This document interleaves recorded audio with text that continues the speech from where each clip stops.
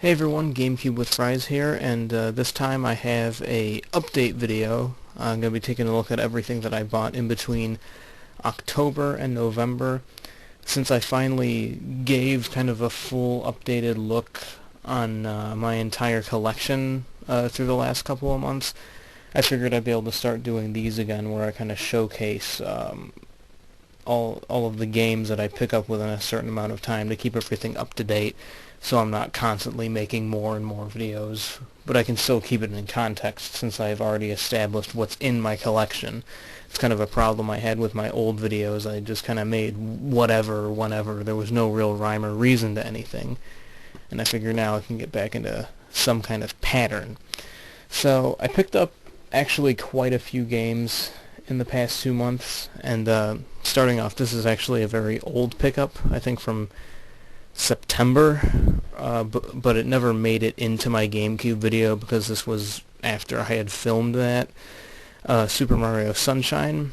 I used to hate this game. I've been thinking about giving it another chance for a really long time, and I absolutely love it this time around. I don't know what it is, but I feel like maybe when I was younger the difficulty was a little bit off-putting, but I can definitely say that I really enjoyed this playing it again. I still haven't finished it, but I definitely made a lot more progress than I ever did when I was younger, and I definitely like it a lot more. This is a really solid platformer for the GameCube. Alright, starting off, got a lot of retro games. Older, actually it's all Nintendo stuff. Kirby's Dream Land, got a bunch of Game Boy games here actually. This is a very simplistic platforming game. Not really a whole lot to say about it. It was the first Kirby game that kind of established that kind of gameplay that would return with each game, but this one actually doesn't let you copy enemy abilities. It's very short, it's very simplistic, it's very easy. But it's still pretty fun to play every now and again. It's not something I'd highly recommend. I just kind of wanted to own it because it's something I've played before and enjoyed a lot, but I've never had my own copy. It's actually what a lot of these games are. Kid Icarus of Myths and Monsters, which is the second Kid Icarus game. And I could be wrong, but I believe this one was never released in Japan until they put it out on the 3DS eShop. This is essentially just, in terms of gameplay and everything, a follow-up to the NES Kid Icarus. It's a little more forgiving, it's a little more open-ended, it's a little less obtuse. I would definitely recommend this over the NES Kid Icarus, although I definitely enjoy both. I think this is mechanically the superior game. Definitely really good. Metroid 2, Return of Samus. This is kind of an interesting game. I don't know how much I'm going to be able to get into this. I've been trying to play it, and honestly, it's not quite as much of a pain to play as the original Metroid, but it's kind of rough around the edges compared to some of the later games in the series. There's no map screen, but the actual game is very expansive. It feels very expansive. You have all these intertwining areas with secrets hidden everywhere. You have to find and destroy all these Metroids, and it's a challenging game too. It's pretty unforgiving. You'll take a lot of damage from enemies flying in all these different directions, and health pickups are actually pretty rare. It's a really challenging game, and it is a bit rough around the edges compared to what the series would become.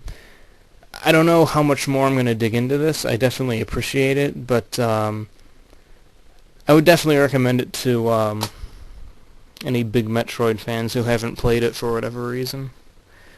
For a Game Boy, for like such an old Game Boy game, it holds up pretty well. Here we have Nemesis, which is actually a Gradius game. And compared to some of the other 8-bit iterations of Gradius, this actually holds up really well. It runs at kind of a weird frame rate. It's kind of choppy, but it controls like really well. You'd be amazed, considering this is a Game Boy game, at how much of the actual gameplay is intact. It actually feels almost like a remix of the original arcade Gradius, which is impressive considering the platform. I'd actually highly recommend this if you enjoy the Gradius series or just shmups in general. It's actually really good, and it's pretty cheap too. I think I only paid like $5 for it. And one of the more well-recognized Game Boy games, Super Mario Land.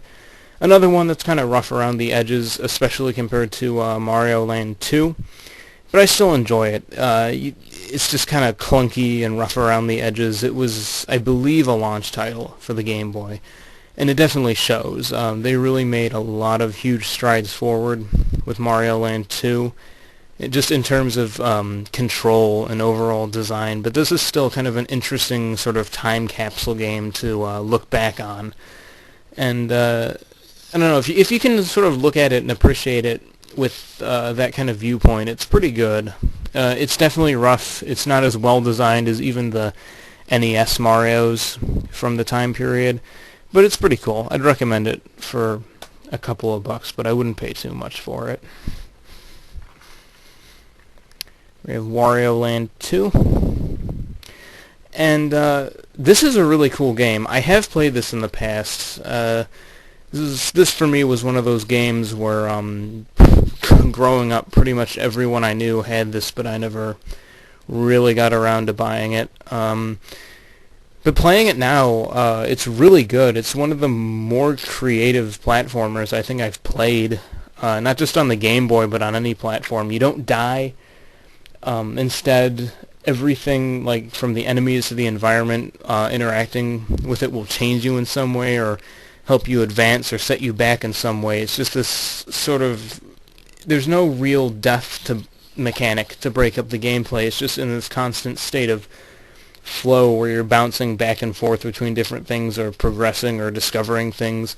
And there's branching paths too. Like I finished the main path, or what I believe is the main path, and I've kind of been going through and trying to do some of the side paths. I don't know how much of that I'm going to do, but there's definitely a lot here. And it's not expensive either. It's a really, really cheap game. I'd actually highly recommend this if you have a Game Boy or a Game Boy Advance or whatever. This is really good. Probably one of the best Game Boy games I've played. And the one Game Boy Color game out of the bunch, Wario Land 3, which I've only played a little bit of so far. So far it seems good. Not quite, it doesn't seem quite as interesting mechanically as Wario Land 2. There are actually some gameplay mechanics that are gone in this one, like the ground pound is gone for some reason. There are a couple other mechanics that are just strangely missing. But the game itself is a lot more open-ended. It seems like more of an adventure game than just a straight-up platformer like Wario Land 2. I definitely need to sit down and give this one some more time, because it seems like it'll open up if I play it a little more. So I can't really have a full opinion on it just yet. And I have a couple of Super Nintendo games here. Sky Blazer. This is a really interesting kind of action platforming game. This is really good. I had never heard of this until a couple of weeks ago. I was just kind of searching up videos of some Super Nintendo games because I've been kind of interested in collecting for the platform again. And I just kind of stumbled upon this, and it seemed really cool. It seemed right up my alley. I'm a big fan of side-scrolling action games, especially on the Super Nintendo, like games like Super Castlevania 4, and this is terrific. It's a bit wacky in some ways. The controls are a little floaty. Some of the level design feels more cramped than it should be, but it never gets to the point where it feels unfair or broken in terms of design. It's just that sort of right balance where it's not perfect, but it doesn't really need to be because everything else works so much in the game's favor. It's just really fantastic.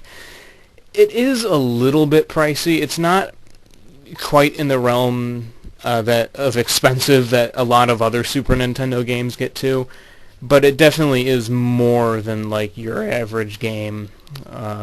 It's definitely like it's not cheap, but it's not super expensive either. I recommend it personally. I think it was well worth the money. and another Super Nintendo game, Super Turrican. And this is a pretty long-running series. I believe it started out on the Commodore 64 and Amiga, actually, as more of a home computer game than a console game, but it gradually got a lot of console releases. This is the first one I've played. I like it. There are a lot of things wrong with it, though, or I should say a lot of things I don't think work very well. It definitely feels a bit stilted, like it's kind of something that's been ported over from a different kind of platform. It's a side-scrolling run-and-gun platformer game. I've heard a lot of people compare it to Contra or even Metroid, which I can see because there's this kind of weird morph ball thing you can do. But the thing is, you can't shoot up or down. There are weapons that allow you to cover a wider range of area as you shoot, but it just, the whole game mechanically feels a little weird, a little clunky, a little bit stilted. Again, kind of like Skyblazer, the level design does feel cramped in some areas, but in Skyblazer it wasn't much of a problem because the mechanics were very fluid. A little floaty, but really fluid. And I know it's not really fair to compare the two. I'm just saying this because I played these two games pretty much back to back. And the mechanics in this are very stiff and kind of unwieldy. It just, I don't know. I really do like this game. I just don't know how much I could recommend it, honestly. It's a bit clunky, it's a bit of an acquired taste, and some of the later stages are completely ridiculous, the amount of shit they throw at you and expect you to deal with. And these last two are actually Super Famicom games, Japanese import games. I actually finally got around to breaking the plastic tabs out of my Super Nintendo so I could play pretty much region-free, because American Super Nintendo games are really expensive. Not to mention there's a lot of Japan exclusive games I've been wanting to play. So the first game I picked up is Super Metroid. And this is a game, I actually did play this a number of years ago on the Wii Virtual Console, and I didn't really dig it that much back then. It didn't help that it plays like absolute trash on a GameCube controller. Pretty much any 2D game is not going to play well on a control stick. But not only does it play much better on an actual Super Nintendo, as you would expect it to, over the years, as my taste in games has changed quite a bit, playing this again, I think I really love this game. This might actually be my favorite Super Nintendo game, honestly. It's very well designed. It's a bit cryptic. At times, there was one point where I was missing kind of a not that obvious floor I had to bomb in order to progress. But other than that, the game's mechanics just feel very, very good. It controls very well. The addition of a map is one of the best decisions they made with the series, if not the best. It plays much better than Metroid or Metroid 2. This is absolutely terrific. I highly recommend it. The American version is pretty expensive. It's in like the $40 to $50 range. I paid about half that for the Japanese version. So I really do recommend it. If you have a Super Nintendo and you didn't know about the whole region lockout tab thing, just snap those things off. You'll save yourself a ton of money in the long run. It doesn't do any damage to the system either. It's just two hunks of plastic that are designed to keep you from playing Super Famicom games. And this just came in today. I haven't gotten a chance to play it yet, but this is I'm going to butcher the pronunciation. Gojuko Parodius, which is one of the Parodius games, and which is a spin-off series of Gradius. It's kind of a cartoonish, weird, like, parody series of Gradius. It plays like Gradius. It's basically a Gradius game. It's just, as opposed to having those sort of, the usual weird sci-fi visuals, you have really crazy, like, over-the-top cartoon anime visuals. And this is something I've been interested in a really long time, and when I finally got around to basically modding my SNES, This is one of the first games I wanted to pick up. I actually meant to buy Parodius Da, which is the first Super Nintendo one. It's the second game in the series. This is actually the third game in the series and the second one to come out on Super Famicom. And I did order the second one, but the seller sent me the wrong game. But I'm not complaining because I was going to get this anyway, so definitely looking forward to giving this a shot. And I actually did an unboxing for this one. This is the, kind of zoomed in there, the collector's edition for StarCraft II Heart of the Swarm. Not much to say here that wasn't said in the unboxing. If you're curious about what's in the actual unboxing video, I'll put a link in the description. You can check it out if you want to. The game itself I enjoyed. I don't think I enjoyed it quite as much as the Wings of Liberty campaign. The Wings of Liberty campaign felt a little bit more robust, a little more varied, a bit longer. Like it was really taking more time to sort of establish this universe that it took place in, where this one you're just kind of going through these very simple linear mission sets, occasionally getting a side mission or something, and I don't know. I wasn't disappointed in it. I definitely liked it a lot. But I don't know, it didn't feel quite as strong as Wings of Liberty. I did like it, though, and I am looking forward to Legacy of the Void whenever that comes out. And wrapping up here with a couple of games on some of my newer platforms. This has been mostly retro games, but I did get a few new and not so new releases. First, I picked up Borderlands, the pre-sequel, which I think I mentioned in my PS3 collection video I was going to pick up. I was a little nervous about this. I was kind of apprehensive to pick it up because of how it was being handled by a different development team. But playing it, I am actually not disappointed. In fact, I'm pleasantly surprised. This is actually very good. It's very true to what made the first two Borderlands games so good. It feels like it fits right in with the rest of the series. I haven't finished it yet. I'm pretty far along, I think. I think I'm, level-wise, I'm in the early to mid-20s. But I definitely like it a lot so far. I like the new setting. The new setting's very interesting. The new weapons are really cool. 2K Australia actually did a lot of really interesting things with the series here. And I actually wouldn't mind seeing them continue to develop games for the Borderlands series. Maybe not necessarily mainline games, like, I don't know if I'd want to see them do like Borderlands 3, but maybe another kind of in-between game like this, because they really seem to know what they're doing in terms of sort of staying true to the series while kind of putting their own spin on things. This is a really neat game, and if you were kind of like thinking about it, not really sure because of how it was being developed by a different team, pick it up. If you like the first two, you'll like this. I know I did. And a couple of older PS3 games I picked up. Mortal Kombat. And I actually don't buy fighting games very often. I'm not super into them. I've never been any good at them. But I have played this in the past on Xbox 360. I never owned it. But I picked this up recently, gave it a shot, played some multiplayer with a friend of mine, played a little bit of the story mode, and this is really good. Like, if you're going to buy a Mortal Kombat game, make it this one. This is absolutely terrific. It's not quite as stiff and clunky as the old Mortal Kombat on like Genesis and Super Nintendo.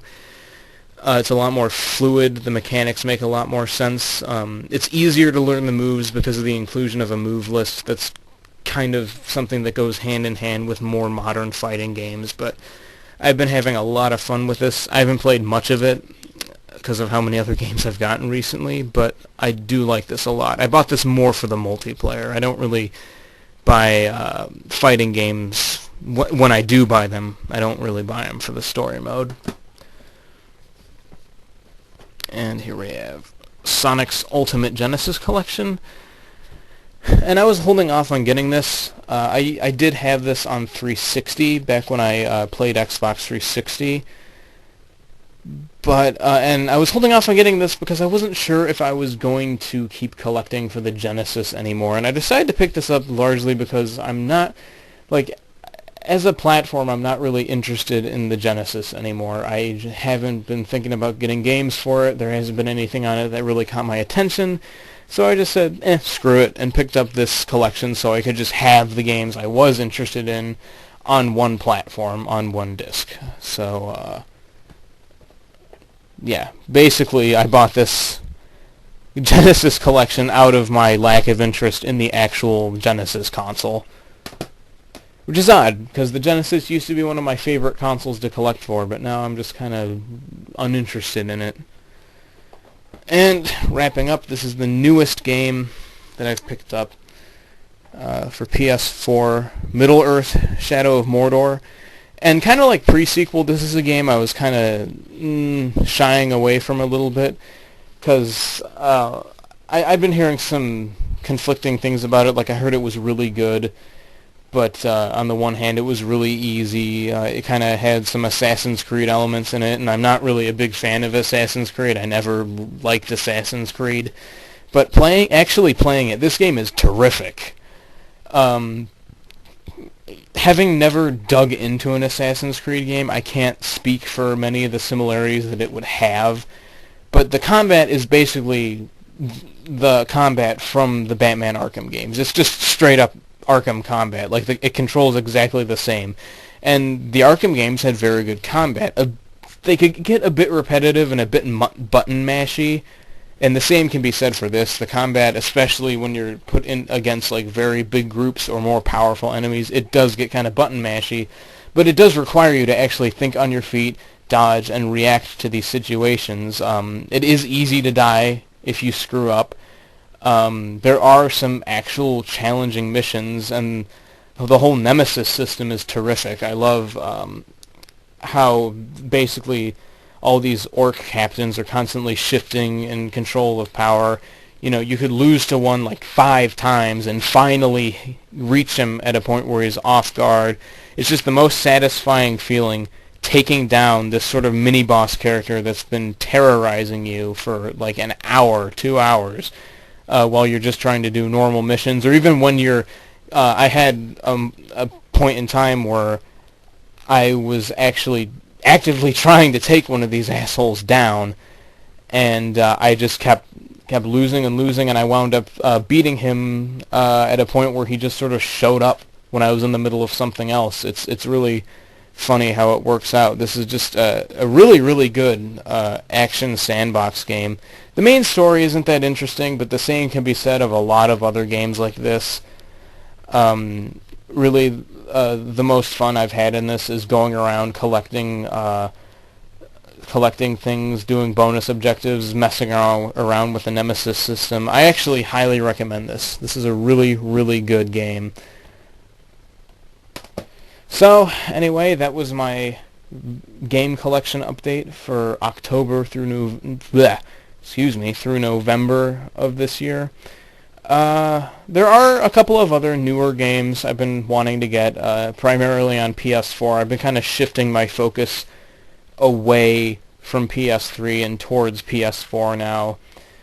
My collecting is going to be a little more proactive because of how many new releases are coming out. It's not going to be me going back and finding games that I've been wanting to get for a while. It's more so games I've been looking forward to that I'm going to get. But at the same time, I'm also getting back into old games, primarily the Super Nintendo and the NES. So there's probably going to be a lot of that in the coming months as well. A lot of import games on the Super NES as well. That's something I'm really looking forward to digging more into. So anyways, I hope you guys enjoyed this video, and I will see you all next time.